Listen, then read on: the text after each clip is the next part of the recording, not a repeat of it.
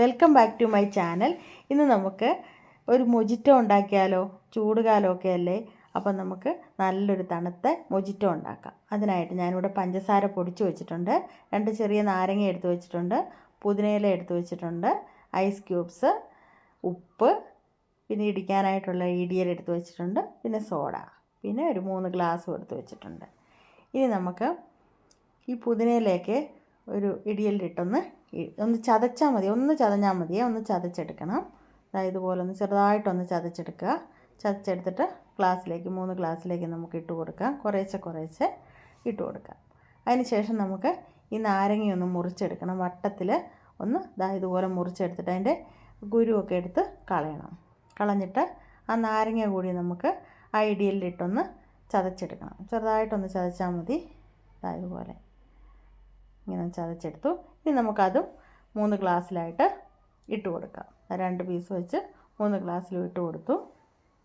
അതിന് ശേഷം നമുക്കിനി അതിലേക്ക് പഞ്ചസാര പൊടിച്ചത് ഇട്ട് കൊടുക്കാം.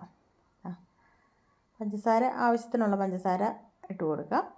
പിന്നെ മധുരം കൂടുതൽ വേണമെന്നുള്ളവർക്ക് കൂടുതൽ ഇട്ട് കൊടുക്കാം. ഇട്ട് കൊടുത്തു. ഇനി നമുക്ക് അതും കൂടെ കഴിഞ്ഞതിന് ശേഷം നമുക്ക് ഒരു 1/4 ടീസ്പൂൺ വെച്ച് ഉപ്പിട്ട് കൊടുക്കാം.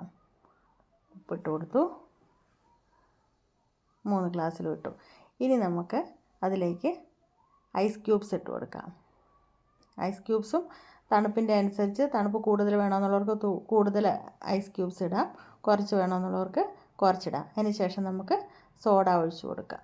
നല്ല തണുത്ത സോഡയാണേ, അത് ഒഴിച്ച് കൊടുത്തു. ഇനി നമുക്ക് ഒന്ന് സ്പൂണിട്ട് ചെറുതായിട്ടൊന്ന് ഇളക്കി കൊടുക്കുകയാണെങ്കിൽ അത്രയും നല്ലതാണ്. ഇളക്കി കൊടുക്കാം. ഇളക്കി കൊടുത്തു. ഇതുപോലെ ഇളക്കി കൊടുക്കുക. നല്ല ടേസ്റ്റാണ് ഇത് കുടിക്കാനായിട്ട്. ഇതെല്ലാവരും ഒന്ന് വീട്ടിലുണ്ടാക്കി നോക്കണേ. നാരങ്ങയൊക്കെ എല്ലാ വീട്ടിലും കാണുമല്ലോ. ഇനി നമുക്ക് ഇത് ഒന്ന് കുടിച്ച് നോക്കാം. ഒരു സ്ട്രോ ഒക്കെ ഇട്ടിട്ടുണ്ട്. ഇനി നമുക്കൊന്ന് കുടിച്ച് നോക്കാം. മോൻ ഓടി വന്നിട്ടുണ്ട്. ഇത് ഉണ്ടാക്കി വെച്ച ഉടനെ എടുത്ത് കുടിക്കുന്നുണ്ട്.